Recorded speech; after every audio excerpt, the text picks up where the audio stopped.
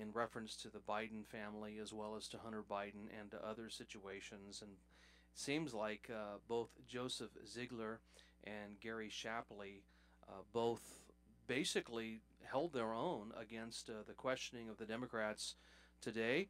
And if some of you get a chance to see it on Right Scoop or Breitbart or one of the right-wing stations, right-wing websites, I should say, I think you'll find it extremely intriguing.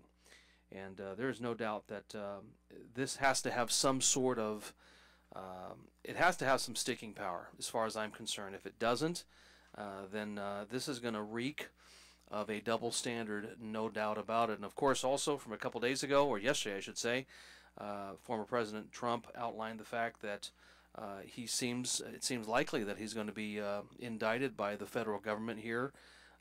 And we don't know exactly what the indictment is, because obviously in about 3 more days we'll find out. But again, doesn't seem to be really affecting his poll numbers at present. I want to bring in our caller today, former State Senator Mike Morrell. He is no stranger to our program, Politics in the Pulpit. We've had the pleasure of having Senator Morrell before, but this time we get to talk a little bit about his book, The Road to Restoring the Family. Senator Morrell, are you on the line? I am on the line. Senator, good to have you with us today. How's everything over on your end of Southern California? Doing well. I'm grateful and appreciate the opportunity to be on your show, Pastor. Thank you. Great. We're going to talk a little bit about your book here in just a little bit, Senator, but I wanted to really just get your some of your opinions on some news of the day, if you will. I don't know if you had the chance to watch Tucker Carlson interviewing several candidates last week during the Iowa event that was hosted in conjunction with The Blaze and Glenn Beck and his crew. But as far as I was concerned, it seemed like Tucker Carlson and his line of questioning essentially ended the campaigns of Mike Pence and Asa Hutchinson, if either one of those campaigns ever really did get off the ground.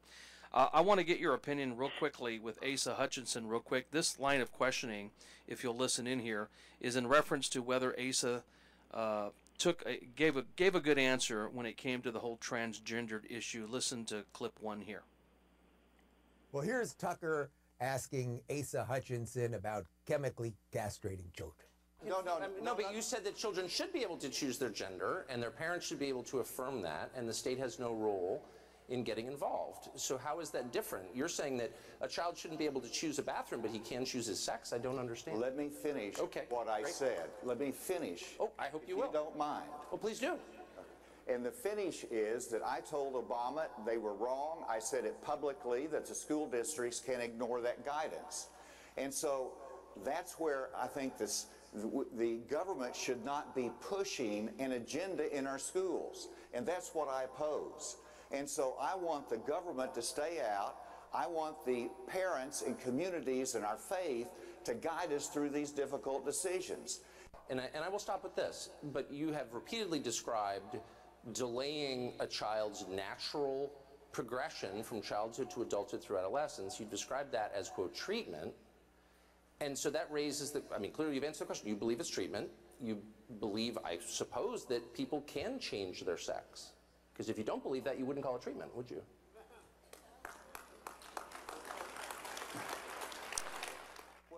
Senator Morrell, I don't know if you've ever had the privilege of meeting former Governor Asa Hutchinson. He claims to be a Christian. I have no doubt that he is. He went to Bob Jones University, which, I'm very familiar with, and I've had Dr. Bob Jones III speak for me at our church several times. But what do you think of his answer, trying to somehow thread the needle that he didn't believe in that certain treatment for transgendered issues was good, but he drew the line with the medical castration and things of that nature. What say you, Senator Mike Morrell? Yeah, I had to listen very carefully. He has all the credentials. He sort of mentioned that. He did drop some names, how he's worked with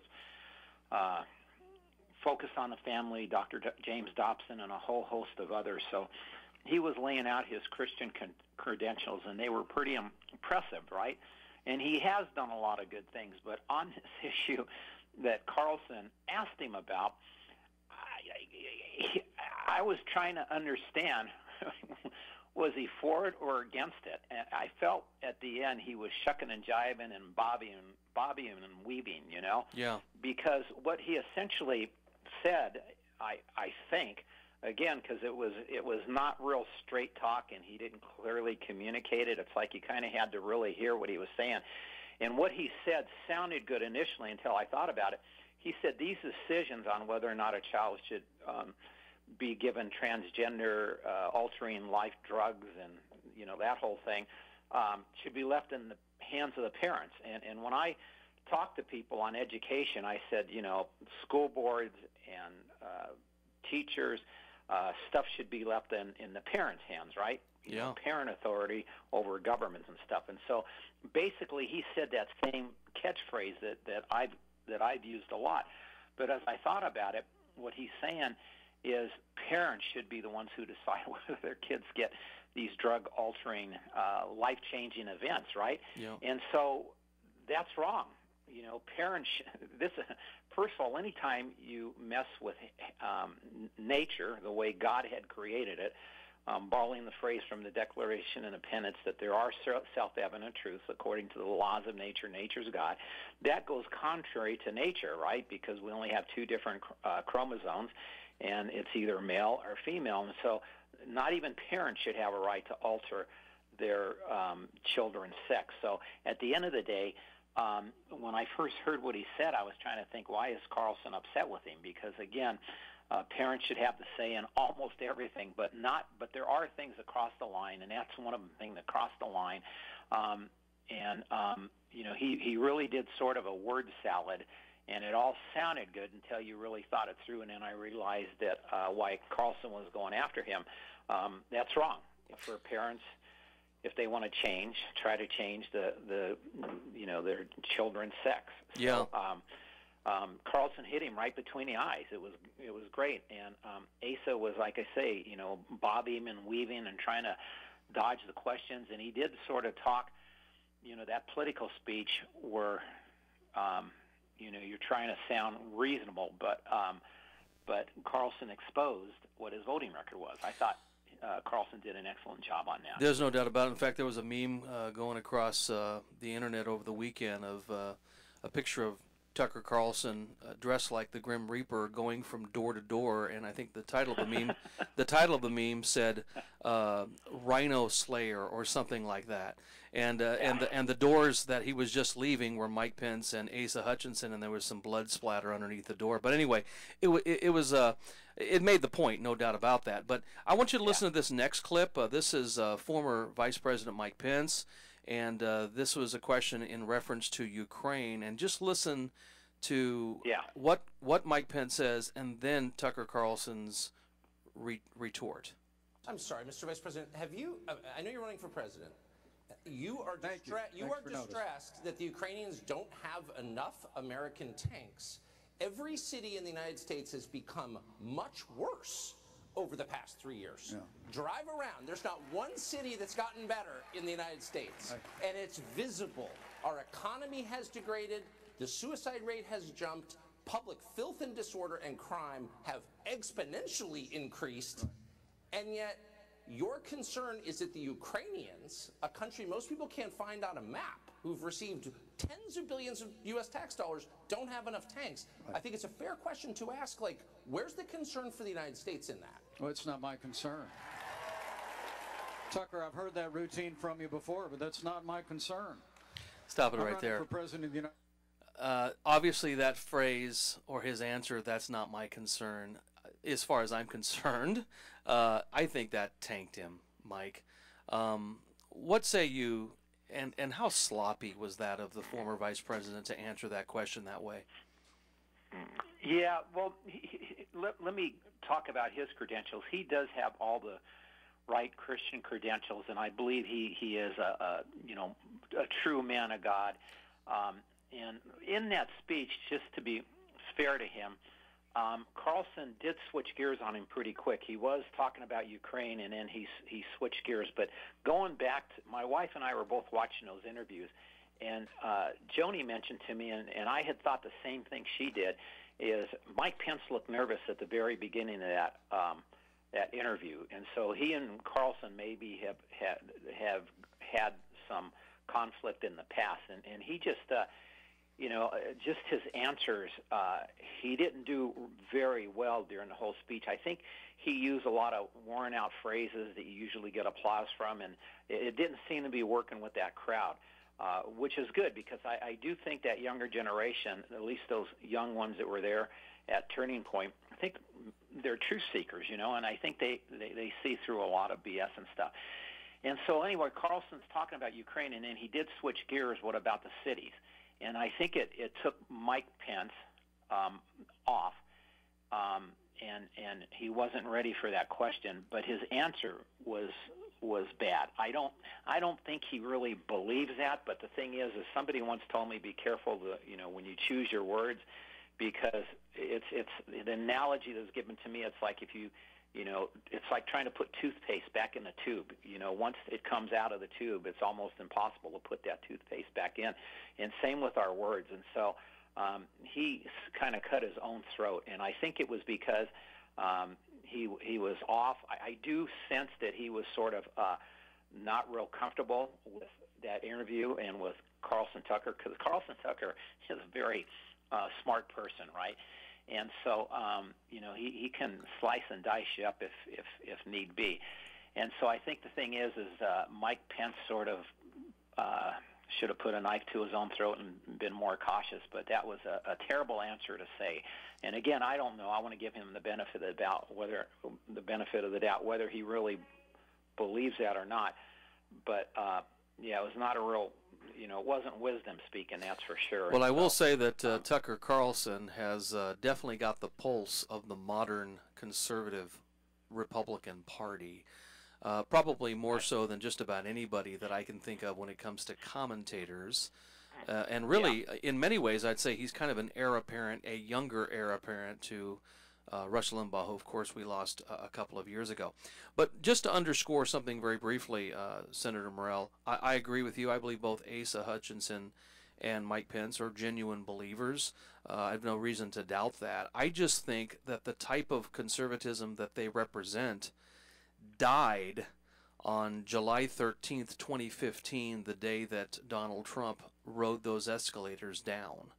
And I think Byron York wrote a piece in the Washington Examiner a couple of days ago, essentially saying that the Romney, Bush, Ryan era of Republicanism is basically of a bygone era, and really it's more of a populist-infused conservatism today. And with that said, let me ask you this question. You first were elected in 2010 to the State Assembly. I think you were elected in conjunction with Brian Jones, if I'm not mistaken. And I was. And how would you say, in just that 13 years between 2010 and 2023, how would you say conservative republicanism has morphed or changed just since you first were elected in 2010? Yeah.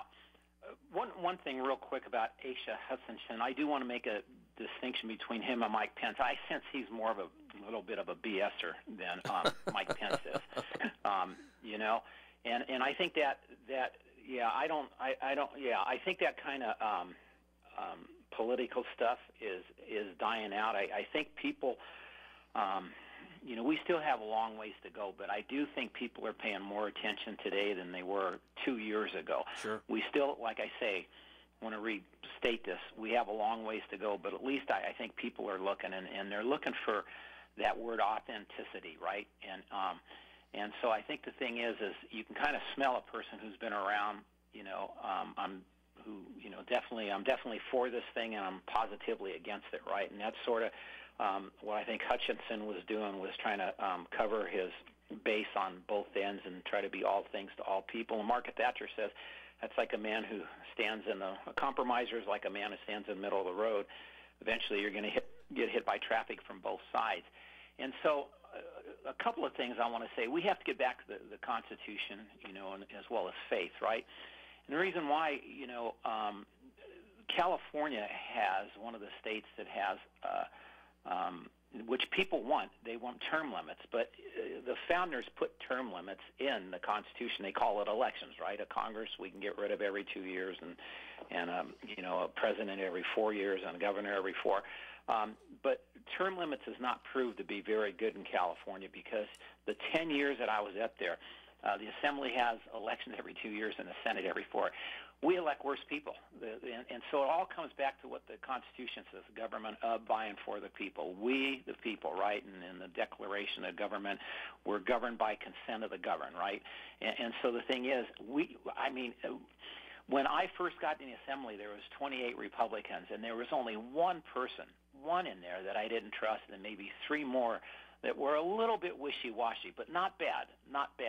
Now, they're down, I think, 18 people, so we've lost 10 Assembly members, and there's a whole lot of people that we used to call them squishes, where you're not sure how they're going to go on issues. So far as the, Republican Party here in California, unfortunately, we haven't excelled. And of course, when I first got in the Senate, we had 14 Republicans, and now they're down to 8. And so far as California, I don't think we're doing that good at this point. However, nationally, I think there is some stuff going on, and I do think there's a little movement maybe by the people going on.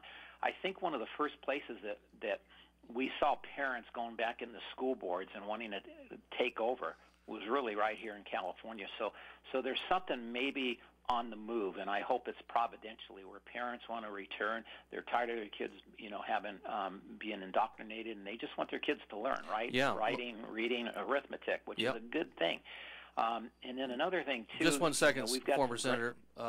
We're coming up to a hard break right here, but we're speaking to former State Senator Mike Morrell. Wrote a great book called The Road to Restoring the Family, and we're going to talk more with Mike right after the break here on your hometown station.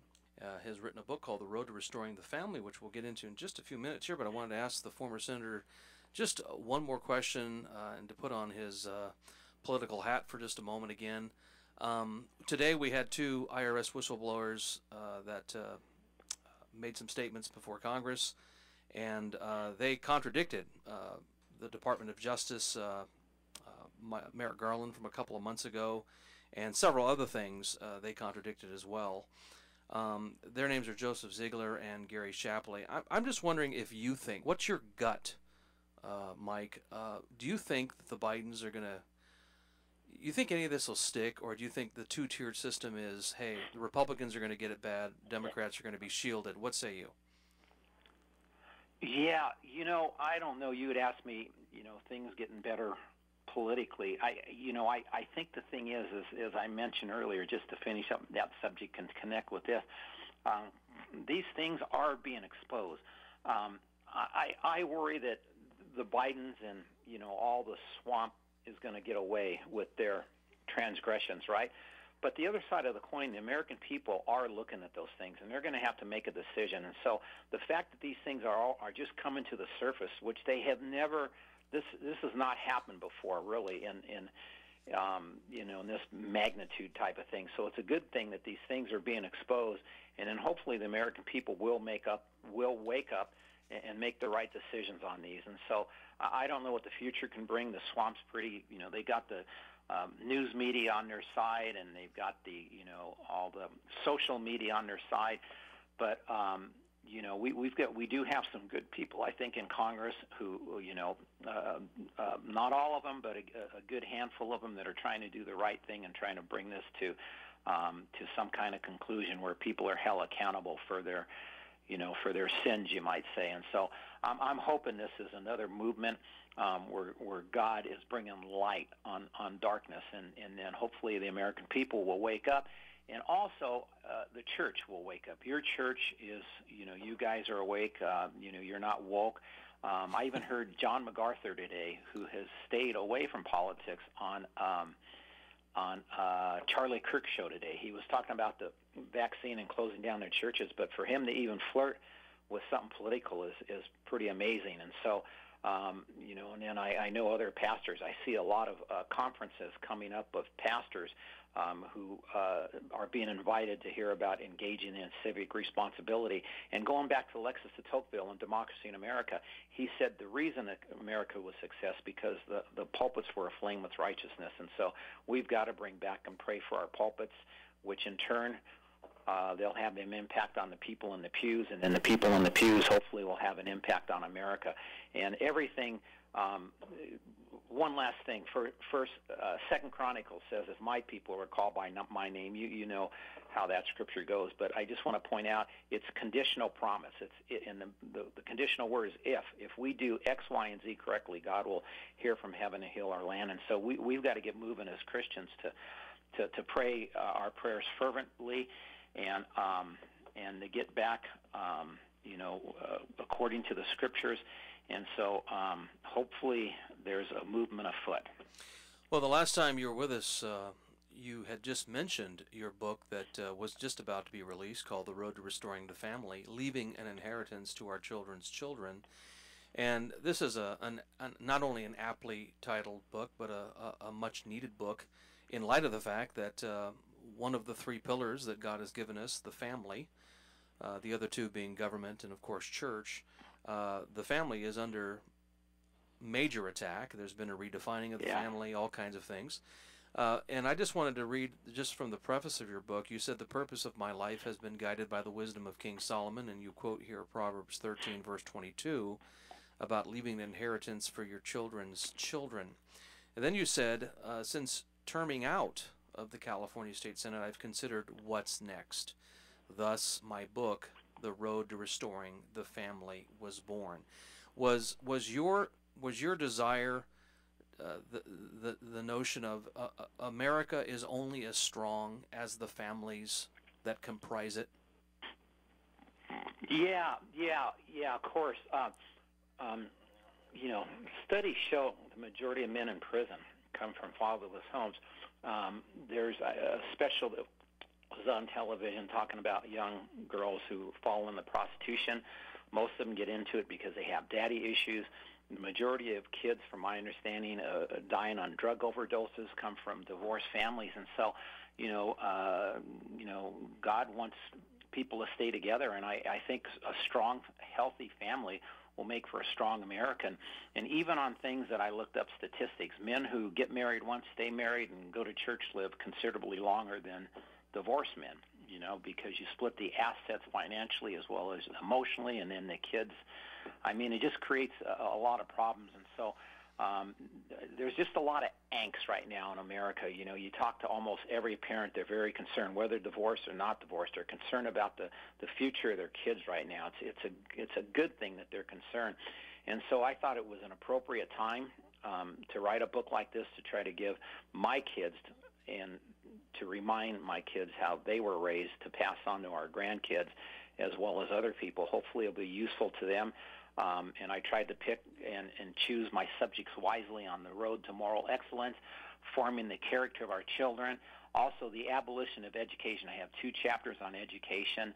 I talk about finances, purpose and destiny, as well as defending freedom and our civic responsibility as parents of future generations. So I try to tie in everything where they would prosper mentally, spiritually, financially, educationally, and politically, all the way down the line. And I'm hoping that this book, of course, will catch on in America. And I am feeling pretty positive about this because I'm getting a lot of really good interviews. And when I go to a church or some meeting where I'm invited to speak, I noticed that there's people that are buying multiple copies, like between 2 and 5 copies, because they want to give it to either all their kids or their grandkids or to their close friends. And so I didn't count on that. I thought I would just sell 1 book at a time, but I'm getting a lot of orders between 2 and 5 books. So I'm hoping it's hitting a spot where Americans are really looking for answers in these things, and I hope it'll enrich the lives of the people who read it. And it doesn't mean it's going to guarantee success, but what I try to do is try to put as many chips in the corner of my kids and grandkids so that it would increase their percentages of being successful in life. And I mean successful in the terms of across the board. One of the things, that's why I wrote it, and that's... where I'm headed. One of the things you wrote in your introduction here that I wanted you to comment on, that I highlighted, it says one key piece of advice to take note of is to take life seriously, but do not take yourself too seriously. This, of course, coming from a former state senator for the state of California, which, of course, every politician in California takes themselves far too seriously. So, why'd you write that, and what was your thought process in writing that there? Take life seriously, but do not take yourself too seriously. Well, working with people, I see people that take themselves seriously and life serious, and they're not people that you want to hang around, And so I think the thing is, Proverbs tells us that, and this is a medical fact, that laughter is good medicine for the heart. Sure. And so we want to be engaged. We want to take life serious and these issues very serious too. But we also want to have laughter in the home. We want to, in other words, we fight these things every day. You and I get up to try to stop this immorality in our country and turn things around. But the other side of the coin is we don't, a reason I wrote is we don't want those things to rob us of our joy that God's given us, because look, we can get up in the morning and we want to praise God that he's given us eyesight, if we have eyesight, the ability to breathe, ability to look out at my backyard and look at the trees and the mountains. And so again, so there's a tension there on living and, responsibly to save our country, and our families, and defend our freedom and our faith, and at the same time, not allow those things where they rob our joy and they rob the things, because we don't know how long we have in life, and so we want to consider each day a blessing from the Lord, right? And so we want to try to live that out the best that we can. And I think there's a big opportunity to laugh, to have fun, but also enjoy. Even a nice dinner with your wife and your family is a blessing from God. No doubt about it. You'd mentioned, and of course I'm going to highlight here, that in your book you do have 2 chapters on the abolition of education.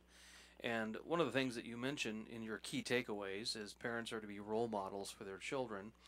Parents have the responsibility to be the guardians of their children's mind and soul. I want to ask you, in light of just all of the confusion and the nut stuff that is happening in our educational system today across the board, do you think there is hope for the education system as we've known it, or do you think it has to be kind of scrapped and we kind of have to go back to the drawing board of homeschooling and the things the way it used to be here in America, which was the old one-room schoolhouse kind of thing? Well, there is a key that God has given so children will excel, and that's 2 parents, a father and a mother. And so we don't want to advocate any of that to anybody. One quick story: when my son Dave was, I think, in the 5th grade, he told me something and we sent them to Christian school at the time. And so he said, Dad, my teacher said, X, Y, and Z. And I said, well, your teacher's wrong. And David laughed at me and said, Dad, you got to understand, Mr. Smith is a teacher and you're not. Mm-hmm. And I recognized at that point how much responsibility and credit we give to teachers, and they stand up there. So here we send our kids to these schools. So, of course, it really opened my eyes that we have to be really on guard. And I shared that with Dave, and then Dave turned into a young man who would question teachers, after that, if he thought something was bogus. And so the thing is I don't know if we have to scrap education, but one thing I understand is since the pandemic, homeschooling has increased 400% across America. And charter schools, Hillsdale College, I love, right? They're out there helping start charter schools. I think I heard it was either 61 or 81 that they've had a hand in trying to start these charter schools. And so this is a great movement when parents are taking back education. And what it's going to do, hopefully, it'll eventually, if we win this, it'll force the hand of the public schools to get better. There's a gentleman out here, 412 Church in the Riverside County. Pastor Tim Thompson, there was a couple of cities and school boards where there was 7 openings. So he recruited 7 people to run for school board. He raised $300,000 and got 5 out of the 7 elected to the Temecula School Board and the Murrieta School Board. And I've seen the Temecula School Board on the news because they're having these conflicts between the LGBT and then these people that are probably from Pastor Thompson's church, because they're holding, American flags and that sort of thing. And so I like that. I spoke with a lady, too, up in the San Jose area, which is very liberal. And she's trying to start a movement from the bottom up instead of the top down. And so last election, she went out and recruited and got 3 people elected to the school boards around the San Jose area. And she believes God's placed it on her heart to go for 6th at the next election. So I think, we've got to take back over education. But in the meantime, let me switch real quickly. Our daughter homeschools her kids, and in Arizona, the money follows the child, and I really like that, and I'll tell you why. So in other words, they get, I think, $7,000 a year per child, and there's a list of what they can spend that money on and what they can't spend it on. And so when you remember, competition makes us all better, right? The reason you have professional football teams and coaches get fired or they get raises is because they have to put so many checks in the win column. CEOs have to increase their stock. And we don't do anything on education. I mean, these guys can get away with anything, and they're not held accountable. And so I think the more we can put competition, like homeschools and charter schools and Christian schools out there, as we increase their numbers, you're going to see, I believe, education is going to figure out they're going to have to get better. And I hope this movement of where the money follows the child, as they do in Arizona, will become all across the United States, because competition will make everybody raise the level of their game. One of your chapters here on, I think it's choosing a college. I think most people today, especially younger people from 25 and below, think that history began the day they were born, and really forget that there was history before them.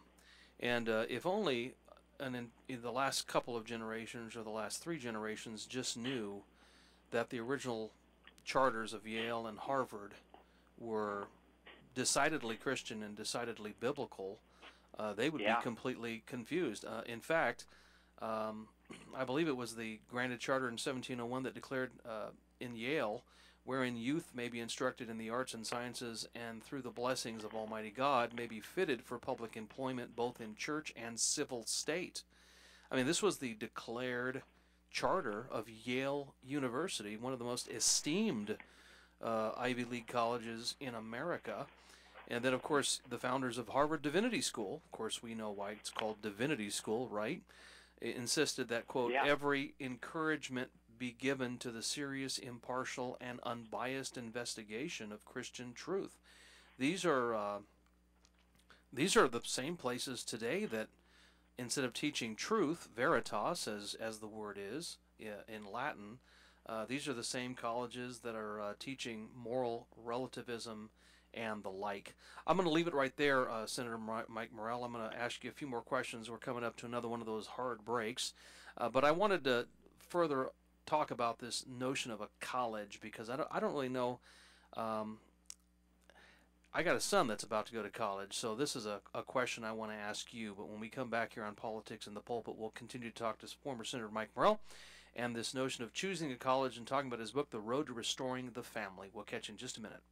And this is our last segment with former State Senator Mike Morrell, who's written a wonderful book called The Road to Restoring the Family, Leaving an Inheritance to Our Children's Children. I wanted to ask the Senator just how important is choosing a college. I've got a 17-year-old who graduated early, and he was homeschooled, and the last few years of his life was homeschooled in conjunction with attending a charter school once a week. And all 3 of my children have been homeschooled, so I thank God for my wife in that respect. And now we're coming to, whether or not we're going to go to college or not. Obviously, I believe my son has a good biblical foundation. He knows the Lord Jesus Christ, but that doesn't mean that the culture of college can change somebody's thinking, and especially when it comes to peer pressure and being ridiculed in class for being the lone Christian. What say you to choosing a college, and what would be your criteria in doing so? Yeah, a couple of things. Number one, I don't think college is for everyone. I think we as parents have to be very careful. Just because a child turns 18 doesn't necessarily mean that their soul is large enough where they can withstand all the cultural trends that are coming our way. So we have to really be careful on that. And there's nothing wrong with opening your own business or being a carpenter or a painter. I mean, they're making great money these days, right? And so we want to be careful doing that. But on a college, the way colleges used to be, we talked about this earlier. The word college in Latin means colleague or partnership. Where the college actually partnerships with the student as well as the parents. And the goal of education at one time in the classical world was to integrate and mold together the intellect, the mind, and the soul, or what we call the heart.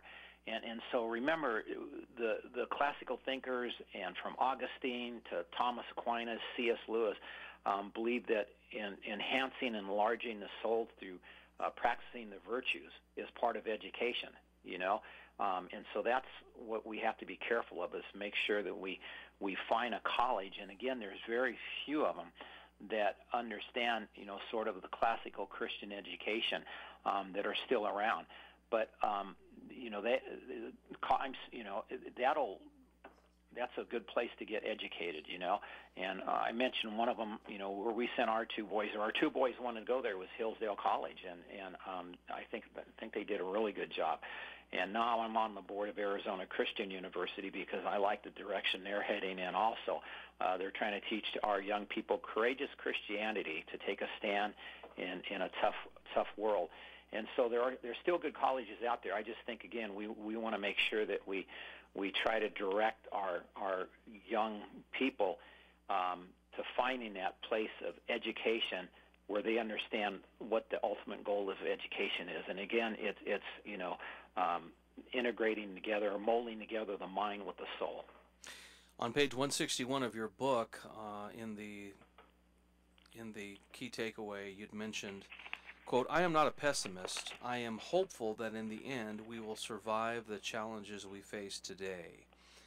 And do you believe indeed that a lot of what we're facing, especially in the last couple of years, where things are changing every 5 or 6 seconds and something new is being thrown at us, new curveball, if you will, do you think a lot of this is they're taking too big of a bite, and at some point it's just going to turn on itself and start eating itself alive, and then it's gone?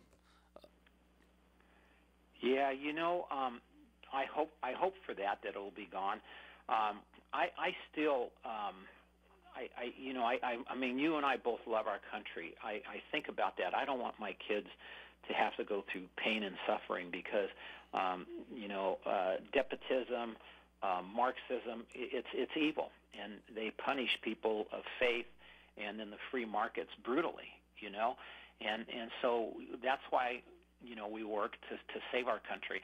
And so there are things that I am thinking are perhaps hopeful. I mentioned a few of them: parents returning to school boards. That's a good thing so far as free government, right?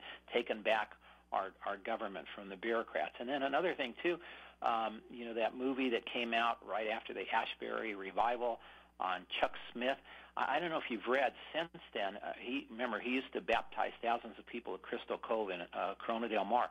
They had another baptism, I think, about a week and a half ago or 2 weeks ago, and I read there was 5,000 young people that showed up to be baptized at Crystal Cove, and in a few weeks before that there was 5,000 or 7,000. So there's little pockets of things that are happening, and I'm also hopeful that.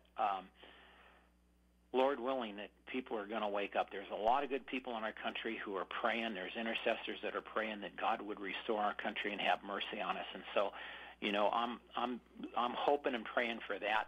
But we surely, all the signs are there that we are in a lot of trouble. A friend of mine, President Hillsdale, believes that America has entered into our third great national crisis, and that's whether we're going to maintain our free way of government or descend into a despotic government ruled by force. And so we're kind of right there at that decision making time. That crossroads. Yeah, we are. We're on the cliff, right, or the bottom of the ninth. 2 outs, and it's a 3-2 pitch. We don't have much time for messing around. No doubt. So we got to get serious about these things. Now, if folks want to grab the book, The Road to Restoring the Family, Leaving an Inheritance to Our Children's Children, how would they get a hold of your book, Senator? Yeah, good. Best question all day. Thank you. Yeah. They can go to Amazon and just type royalty in the check. title, The Road to Restoring the Family. That's all they need to type in, or my name, Mike Morrell, Morrell, and it'll pop up, and would be grateful for that, by the way. And if anybody wanted to have the former senator come and speak to their group or their Republican club or their church, let me give you my personal email. It's P as in Paul, R-H-L. Let me repeat that, P-R-H-L @AOL.com. All right, we're speaking to former State Senator Mike Morrell. His book, The Road to Restoring the Family, Leaving an Inheritance to Our Children's Children. I've read a large portion of it, and I'm very thankful for this book, and I'm doubly thankful that somebody like you represented us here in the Assembly and in the senatorialship here in the state of California. Senator Morrell, you're welcome on Politics in the Pulpit anytime, and we thank you so much for coming on today.